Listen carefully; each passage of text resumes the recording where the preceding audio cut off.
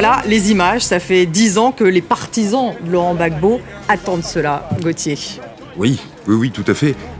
Ceux dont on parlait tout à l'heure, ceux qui ont estimé que l'arrestation de Laurent Gbagbo était, comme on dit souvent dans ces cas-là, quand on perd, on dit c'est la justice des vainqueurs qui a opéré, qui a procédé à cette arrestation. Et l'acquittement de Laurent Gbagbo a eu au moins pour mérite de prouver que cette justice n'était pas uniquement à sens unique, puisque Laurent Gbagbo, le tribunal n'a pas pu prouver que les chefs d'accusation qui pesaient contre lui, notamment sur la commandite de meurtre et de viol, étaient avérés.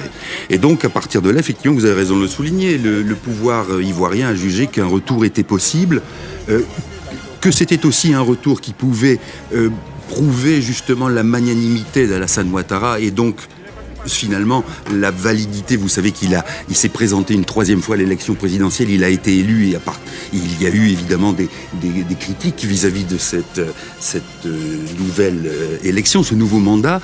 Et en quelque sorte... Au départ, nous avions l'opération Serval, elle devient Barkhane, c'est-à-dire qu'on étend du Mali, le Burkina Faso, le Tchad, le Niger, la Mauritanie. Nous n'avons jamais discuté de cette extension qui a des conséquences très nombreuses, parce que nous sommes liés à chacun des pays que je viens de mentionner, aussi par des accords militaires, tant et si bien que d'une manière ou d'une autre, un effet domino est engagé, où que se propage la guerre, la France y trouvera, et nous serons liés aux régimes qui, dans chacun de ces pays, l'amèneront. Tant et si bien que le pacte militaire vaut pacte de solidarité politique, et nous l'avons vu dans les conditions que nous connaissons au Mali. Au Mali, un président mal élu est renversé par d'abord une série de manifestations populaires et enfin un coup d'État qui part d'une caserne, c'est dire quelle était la force de ce régime. Et depuis, nous avons un gouvernement qui n'est élu par personne, dont nous sommes l'allié avec qui nous menons la guerre. Des voix s'élèvent pour que d'autres encore soient intégrés dans la coalition. Hier, j'ai entendu à la Commission des Affaires étrangères le représentant du groupe Modem demander que le Sénégal...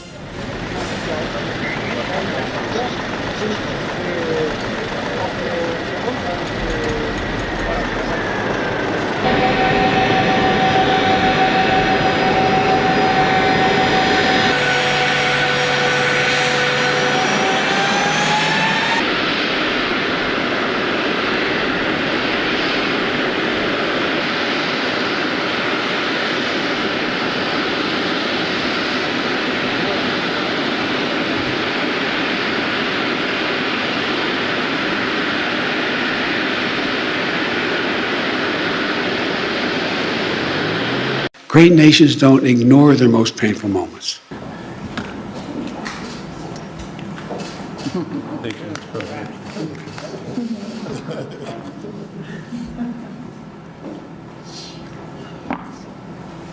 Thank you so much.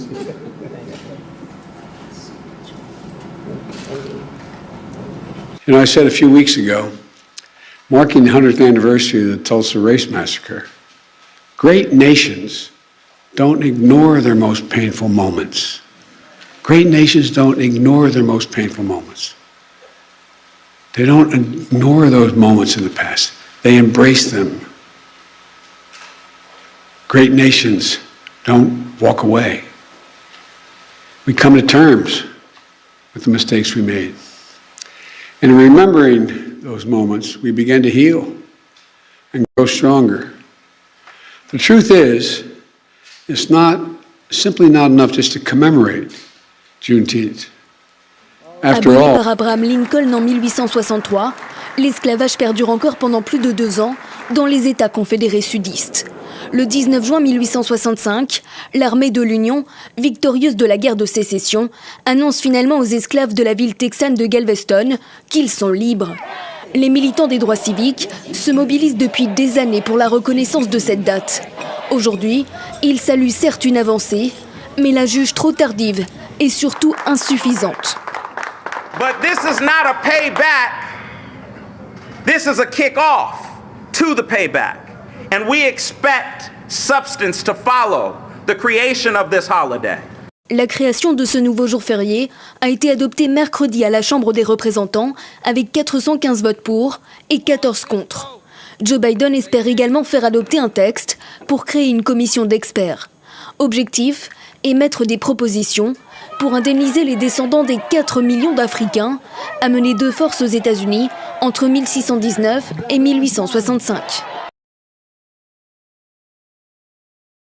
L'UEFA avait franchi mardi une nouvelle étape dans ses représailles contre les 3 clubs, en ouvrant une procédure disciplinaire contre eux, après avoir déjà nommé le 12 mai, plusieurs inspecteurs éthiques et disciplinaires.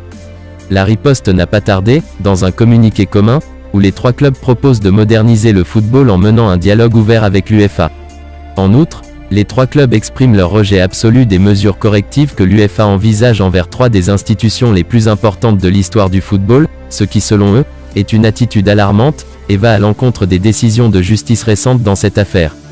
À la demande des 3 clubs, le tribunal de commerce de Madrid a saisi mi-mai la justice européenne pour savoir si l'UEFA abusait de sa position dominante, en cherchant à bloquer le projet de Super League. L'ouverture d'une enquête disciplinaire par l'UEFA est donc incompréhensible. C'est une attaque directe contre la règle de droit que nous, en tant que citoyens de l'Union européenne, avons construit de manière démocratique, insistent les 3 clubs, tout en considérant que l'UEFA manque ainsi de respect envers les autorités judiciaires. Depuis le début, la Super League visait à améliorer la situation du football européen, grâce à un dialogue permanent avec l'UEFA, afin d'augmenter l'intérêt pour ce sport et d'offrir aux fans le meilleur spectacle possible, ajoute le communiqué des 3 clubs. Cet objectif doit être atteint dans un cadre de solidarité et de développement à long terme, surtout dans la situation économique précaire que sont en train d'expérimenter de nombreux clubs européens, ajoute le texte commun des équipes et de la Juventus. Les 3 clubs regrettent que, au lieu d'explorer des moyens de moderniser le football grâce à un dialogue ouvert, l'UEFA attend de nous un retrait des actions en justice qui remettent en question son monopole sur le football européen. Alors que Donnarumma est annoncé au FC Barcelone cet été, Marc-André Ter Stegen est lui annoncé sur le départ. L'Allemand va-t-il alors partir, incroyable dans les buts du FC Barcelone, et encore sous contrat jusqu'en 2025, Marc-André Ter Stegen pourrait donc faire ses valises cet été. Ou pas. En effet, selon les informations de Fabrizio Romano, l'Allemand ne serait pas ciblé par le Borussia Dortmund, qui s'intéresserait plutôt à Gregor Kobel. De son côté, Ter Stegen n'aurait aucune envie de quitter le Barça et n'aurait d'ailleurs reçu aucun message à propos d'un possible transfert cet été. Alors que David Alaba arrive en fin de contrat avec le Bayern Munich, le Real Madrid souhaiterait officialiser la venue de l'Autrichien dès cette semaine. D'après les informations de Goal TV, confirmées dans la foulée par AS, David Alaba était à Madrid ce mardi, afin de préparer sa venue dans la capitale espagnole. Le futur ex-défenseur du Bayern Munich aurait notamment visité une maison